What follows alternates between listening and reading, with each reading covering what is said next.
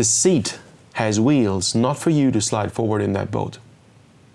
The seat has wheels so that you can rest in position and you can pull the boat underneath yourself towards the finish line, in direction of bow, in direction of travel, support the speed of travel, and you sit there still. All you have to do is position your body in a way where you can actually control the boat with your feet. Hello and welcome everybody to this week's on-water rowing video analysis. Now this video is from Sean Haney, and Sean is from Ireland, and he was one of the first guys in Ireland to use Randallfoils.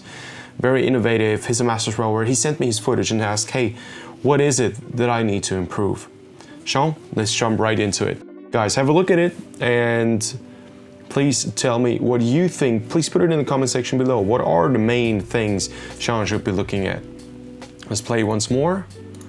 I know the footage is not the best in the world. It's probably a phone video and zoomed in. Nevertheless, we can recognize the most important things. Now passing.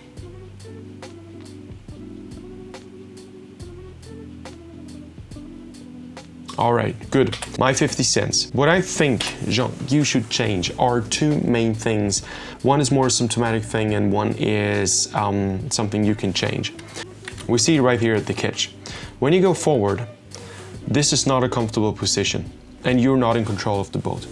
This is the most important thing. You have to attain control of that boat. And most people think you only accelerate the boat during the drive, and that's not true. You accelerate the boat twice. You accelerate it during the drive, of course, but you can accelerate it almost as much during the recovery. And you do this by positioning your hip in a way that you create body tension around the pelvis. You help yourself with the abdominal muscles, chest bone stabilizes, shoulders relaxed. And you relax the shoulders to keep the center of gravity as low as possible. All right. Then you want to create a bit of tension in your glutes and hamstrings. Just a bit of tension, not too much. And Sean, I think this is what's lacking here. The earlier you break the knees, the less tension you get there. But you need the tension because it connects you with the foot stretchers.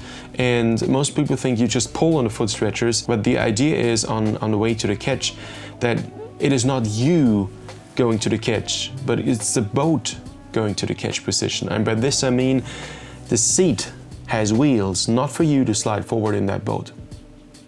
The seat has wheels so that you can rest in position and you can pull the boat underneath yourself towards the finish line, in direction of bow, in direction of travel, support the speed of travel, and you sit there still. All you have to do is position your body in a way where you can actually control the boat with your feet. If this were your feet, you would actually, at the beginning, when you create tension in the glutes and hamstrings more, you actually create a bit of downforce on the heels. And that downforce starts to become like a rotational motion. And once you bend your knees because you want to give way for the boat to come underneath yourself, then you have to start to pull a bit. So you always want to create a bit of tension within your feet so that you can control that boat and pull it towards finish line. And the reason why I say so is because that boat is so much lighter than you are. You know, a single scull, 14 kilos, 15 kilos. It's infinitely lighter than your body weight, and therefore, even if you count in add to it all the hydrodynamic resistance of the water, there is still less resistance than you bringing your body weight forward and backward. And this is what's the big problem with all these static ergs. You know, static ergs teach you to move your body weight back and forth, but rowing is not about moving your body weight. Rowing is about moving the boat underneath yourself. You know, during your drive, you'll want to lock the blades in the water and propel the boat past your position. So you basically push it away, and because your oar locks are basically rotation points of forces, the force still works in the right direction. And during the recovery, you pull it towards the finish line. And this is how you create the extra speed. And John, I think your problem right there is that you don't control the boat on the way forward because you're trying to move forward with the shoulders. And if you move with your shoulders, you break your back position, so you become hunched here. And therefore, you lack the tension in the lower part of your back, and therefore, there's no control over the boat. So first thing is a bit of tension in the shoulders. right there. On the way forward, make sure that you have a bit of tension in your hamstrings, and you don't need to be flexible as a ballerina, but you should be flexible enough to create that tension and keep the back in position. I often say this in videos, hold the knees. This is exactly why I think you should hold the knees. If you can't hold them too long because you simply lack flexibility and you need to do something right now, yeah, just break the knees whenever it's possible, and then make sure that you still have that pelvis roll forward so that you can create tension on the feet. You always want to make sure that you don't slide forward, you pull the boat towards yourself. And this is what I teach people when I row with them on the bio rower. The bio rower has wheels and it's always on slides. Well, there's also a no slide option. We just came up with this. There's going to be an update video so you can put the bio rower on these shoes if there's no space for slides. But preferably your biro is always on slides because you need to learn to pull the boat underneath yourself towards the catch, and then push it away again. You should be in control of that boat all the time, and you control it with your legs and with the lower back. The shoulders, we think we control the boat with the shoulders, but we don't. The shoulders mess up more than do good if they're too active. So they should be hunched, loose and relaxed on the way forward, and just help us to do the perpendicular motion. All right, the symptom for your lack of control is here, because now you clearly slide forward in that boat. And a good way, guys, to see whether or not somebody's sliding forward or pulling the boat is, you see my cursor. I don't want to draw here because if I, let's just try. Let's use, yeah, by the way, somebody asked what's that software I'm drawing with. It's called Epic Pen. And I'm not making any money with this. I had to purchase it myself, but it's pretty decent. Support takes a long time to reply, but all right, good. This is what I wanted to mention. You have to focus on this point right there. You see this? Let's move this a bit. Yeah. This is what I want you to watch. And if you have the impression that the boat speed is not affected by the seat apparently being in motion compared to the boat, then there's no pulling going on. It's just a sliding forward in the boat. And then it's always difficult, especially in high stroke rates, to still be in control, and especially the turnaround at the catch is always a nightmare, because you have to break break speed of your own body mass, and you don't want to do this. If you pull the boat towards the finish line, you don't have to stop your body mass. All you have to do is just drop the blades in the water, go move on. All right, John. And your main problem is the position of your back, of your lower spine. I think you're trying too much to move towards the catch, and you do this by bending your upper section of the trunk, going forward this way. You don't have space. It's almost impossible to have a stable lower back if the upper section is round. So you should correct it with your chest bone first. On the way forward, yeah, now you see this. This is clear, it's just sliding forward in that boat. And Sean, you're not alone. I think 70% of all rowers do it this way. And the other problem you have is that your blades are very, very close to the water, and you have to get the blades off the water as well. And now at the catch, you really try to just lift your arms, but it's impossible.